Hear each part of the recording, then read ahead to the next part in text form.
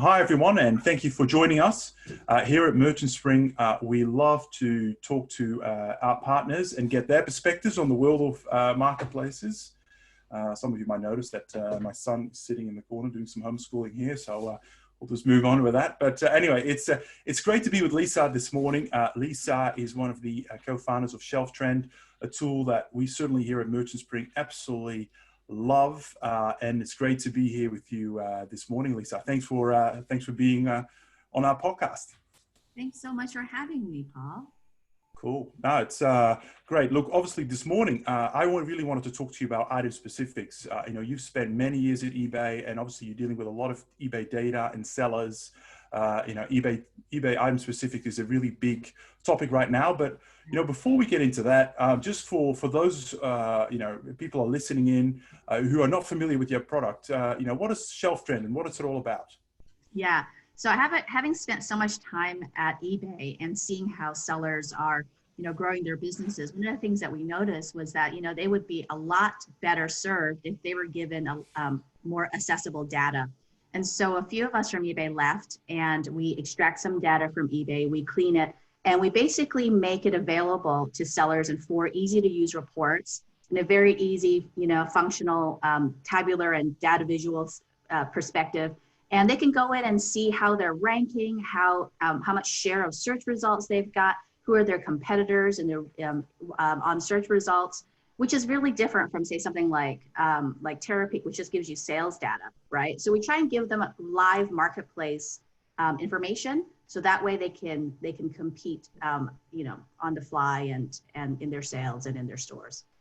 Yeah, no, fantastic. We've been using your tool for, I would say, almost 2.5 years now, and it's certainly come a long way too in that. And actually, before we dive into the sort of the broader conversation on item specifics, one of the things that we really love about it right now is, some of your reports, for example, taking the top 500 listings for a particular category and downloading all of that data at once and quickly seeing, how well people are doing when it comes to item specifics. It's really great to just get that data in spreadsheet form and quickly assess, actually, is this a category where there's a lot of opportunity to improve your competitive positioning versus other sellers?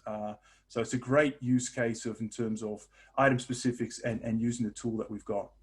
It is, Paul. And, I remember when you were telling me about that, I just thought it was so incredible. Like the data there's so much data and there's so much interesting information. And you're right, the item specifics, every time I look through it, it's really fascinating how sellers are inputting such different components in with their listings. I mean, there's so many different ways they're spelling, the brands or even colors. And there's a lot of opportunity to optimize. And you're right, the report gives them information about how everyone's doing it and maybe how they could probably better their item specifics as a result. Now, you've spent, before Shelftrend, you spent a lot of time at eBay as well. And I know at that time, item specifics was part of your remit. Can you give us a bit of a flavor of, how does eBay look at item specifics and how important is it really for sellers? In the old days, and I haven't worked at eBay for maybe 5 years now, actually, but, we used to be looking at item specifics constantly. It was like a all year round, review of what's happening in every category. And it's like constantly, updating them, improving them if there's a new product that comes through. And so it's really critical that sellers are on top of their item specifics and also aware of new products coming in, which could impact item specifics. And item specifics is really important because obviously it improves their findability on search. They're going to be called up. The keywords are not just a title, but also item specifics. So it's so important to put it all in, but to also see the values that eBay is looking for. And I think actually your tool is fantastic for that.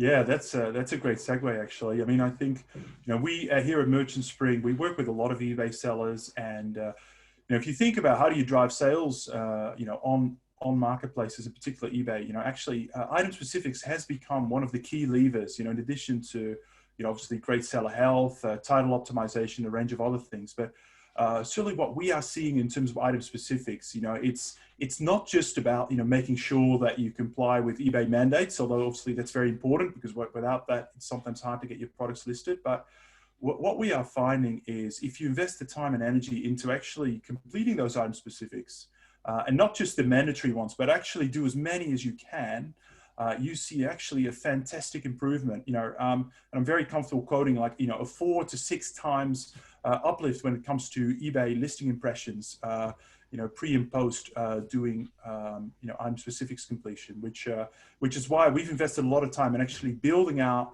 some great tools for eBay sellers to do that quickly, given its importance. So, I'm going to challenge myself technically here and see if I can show you a really quick demo, just so that the viewers really know what I'm talking about here. So let me just try and share a little bit of my screen here. Let's see if that works. There we go. I hope that's visible to people there. I'm here in our tool called Marketplace Manager at Merchant Spring. So for those of you who haven't signed up yet, feel free to head to merchantspring.io and claim your free account. I'm here on the eBay dashboard for an eBay store here. It shows you all sorts of widgets, sales insights, and interesting things. But I won't talk about that today. Today, I really want to talk about item specifics. And as you can see on the left-hand side here, there's a little menu item called item specifics. And when I click on that, actually, what you receive as an eBay seller is you get the results of an audit that we have run in the background, really assessing, how well have you done at completing your item specifics by category. So, for example, for this particular seller, the completion rate on item specifics stands at 40%. So, lots of room for improvement. And then, what you can see is what does it look like by category? Obviously, as we know, item specifics really apply at a category level. They're specific to eBay categories. So for example, here in this particular category, see the seller has 30 listings, and across that, 30% of the item specifics are completed according to the values that eBay likes to see. Another 10% have been completed with what we call custom values, so values that are being entered but maybe not recognized by eBay as such, and then 60% are missing. So quite a bit of work to do there. So it's a great little diagnostic. And then, what you can do very quickly is, in a very tabular form, look at those 30 listings here. As you can see, they're all listed here, and just work your way through the item specifics through some great, easy and intuitive drop-down menus. You can simply populate your item specifics, work at multiple listings simultaneously, and when you're done, simply click the Sync to eBay button, or if you're using an integration platform like an Omnivore or Commerce or Channel Advisor, you can just hit the export to CSV and load it back through your integration platform there. So certainly a great and easy way to work on a whole lot of item specifics at once and save you lots and lots of time versus doing it sort of listing by listing through Seller Hub. So one of the things I really love about your tool, and if you don't mind going back to your previous screen, is the whole correct values. I've worked with sellers before where, they are using, say, a catalog that they've gotten from perhaps the manufacturer, and the color blue could be, inputted in as peacock. And although peacock is a gorgeous color, let's be honest, no one's going to be able to map that, like the user, the buyer who's looking for your item is going to be searching blue. And so by using what you've got as correct values, that really helps the buyer find your product. Yeah, you have to, what most people don't understand is they may have all the data in their PIM or in their CMS, but you really have to think about, how does eBay think about the values and what do they want to see? Because they're trying to standardize it in their way so they can drive their search filters, so they can drive some of their dynamic landing pages and the like. So the more you can fit within the eBay framework, when it comes to color maps or other attributes, the more chance you have in order being found, right? So, because really what happens, peacock is a great example. Let's say I'm looking for, a fashion garment or, a pair of jeans.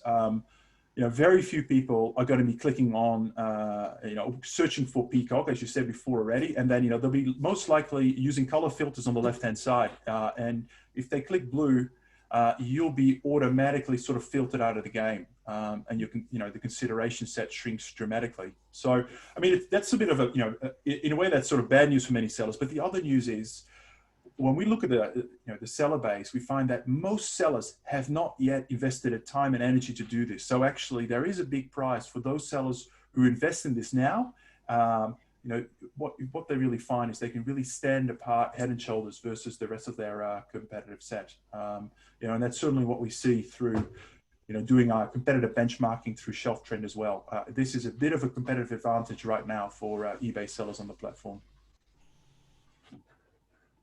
Right. Great. Well, go ahead, Lisa. I was just going to say, so then what's the, you know, what do you see in terms of like the larger sellers and their uptake of item specifics and maybe mapping their catalogs through to these values? Yeah, look, I think for large sellers, certainly if you think about thousands of listings, you know, typically they've got complex integration systems in place that feed products from an existing database onto the eBay platform. I think what's really important to understand here is, you know, updating specifics directly onto the eBay platform doesn't always work because typically they're overwritten by the integration software. So, you know, you end up losing a lot of your work. Really what you need to do is make sure that in your PIM or CMS, you have built out custom values and custom fields where you can load eBay item specifics into, particularly for those areas that you can't automatically map into the right value. So there's some incremental setup required. And then most systems quite easily can then absorb that through the likes of you know, a CSV and the like. The other thing that's really important is if, let's say you've got 5,000 listings or even 10,000, just to make it a big number, you know, doing it for 10,000 feels like a little bit of a very challenging exercise, right? And one way to focus on, you know, how does the 80-20 work here is to think about discoverability and impressions. You know, the main benefit that that item specifics have is improve your listing visibility. So if you have to pick a subset of terms of, you know, where do I start? You know, a great place where we always encourage our clients to start is, you know, have a look at the listings that already have great conversion, but perhaps really low page impressions, right? Or listing impressions. It's those ones, if you can move the listing impressions up on those ones in particular, you'll find that you get a pretty strong ROI. So, you know, maybe have a look at that and you can get this data through the traffic reports in eBay. If you started that sub-segment first, that you can be pretty confident that you'll see a really strong return on your time and investment you put into that process. Great. Well, Lisa, it was absolutely awesome chatting with you this morning. Thank you so much for you know, being part of the podcast today. And you know, just for our listeners and viewers, if you haven't checked out the Shelftrend, really go. And I think you guys offer some free plans. Go and check. So yeah, go and check it out. Just remind us the website is at shelftrend.com. Easy, right? So encourage everyone to go and have a look if you haven't already. It's a great tool, and quite frankly, there's no other tool out there that gives you that level of insight in relation to your eBay competition than Shelftrend. So yeah, Lisa, thank you for having us on the show, and I look forward to inviting you back on some of our future podcasts to talk about some of the other aspects and how we use Shelftrend here at Merchant Spring. Thanks for having me, Paul. Great. Thank you. Bye, everybody. Bye.